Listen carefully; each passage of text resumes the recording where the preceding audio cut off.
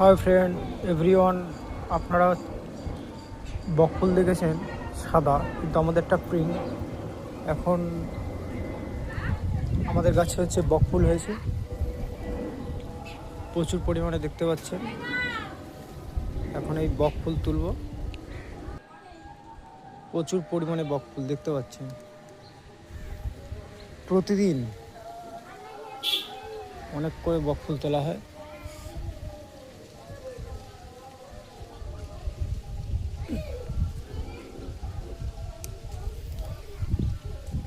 গাছটা অনেকটা লম্বা হয়ে গেছে, তাই চালের উপর উঠতে হয়েছে।